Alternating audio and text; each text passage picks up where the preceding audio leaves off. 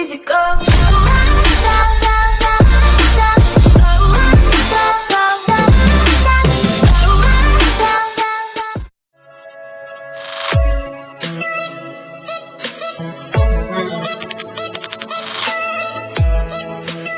Good day, Mama Belia. So this is my topic, mutation of SARS-CoV-2 current variants of concern. So mutation SARS-CoV-2 caused that COVID-19 have been observed globally. Virus, in particular an RNA virus such as coronavirus, constantly evolving mutation. So this is the coronavirus and they mutate each other. So tulo sila kabog mutation. And while most will not have significant impact, some mutation may provide the virus with a selective advantage such as increased transmissibility. This mutation cause of for concern and need monitored closely. So in this infographic guys, mao ni ang VOC kini, mao ni sila tulo ka VOC nga mga variants. So VOC 2020-12-01 linear is money B1.1.7, first detected September 2020. First country detected is United Kingdom. First detected in UAE, date is November 2020. Concern, increase transmissibility, increase severity. So mao ni siya guys, mas mapaspas ang iyang transmissibility. So kanang matakdan og COVID, mas paspas nya mo increase ang severity, pwede masimbako mamatay. Next is kani siya guys, kaning color blue 51YV2, mo niyang linear B1.351. First detected niya guys kay October 2020. Na first country detection kay South Africa. Niya first detected in UAE December 2020. So yung concern ani guys, increased transmissibility, increased severity, possible reduction of vaccine.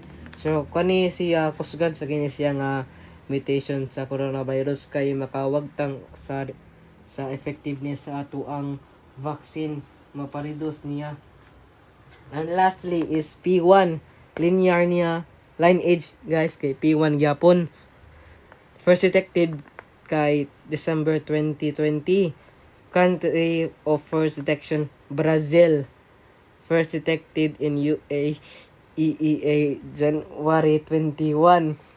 Concern transmissibility, possible increased severity, possible reduction of vaccine effectiveness. So sa tan-aw nyo guys, pareha man sila, good sila, pareha sila, pero mas lala ni siya ang kaning P1 kay makapa-increase jud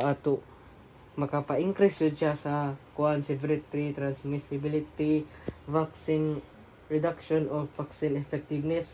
Sa tulo nila guys, maning silang duha moy, let's just say nga pareha sila.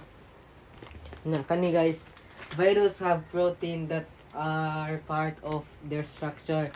This structure as spike proteins enable the virus to penetrate host cell and cause infection. If the code in the virus RNA is changed through mutation, the properties of spike protein also change.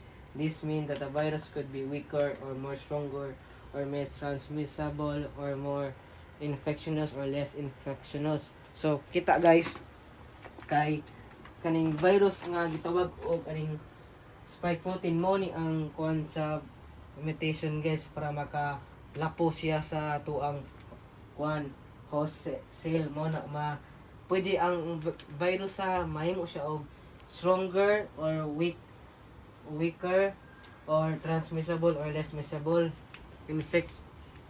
more infectious or less infectious. Natural, we only hear about variants of COVID-19 that are stronger or more transmissible or more infectious news because they have huge implication of our health system. So, ano din na kay mutation ta guys? Digan kay mutation sa coronavirus.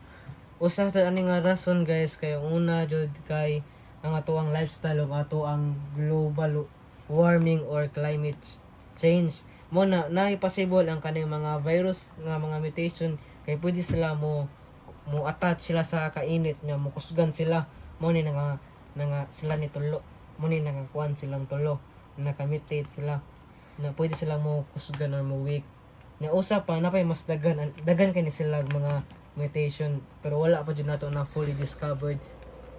And that's all guys, thank you.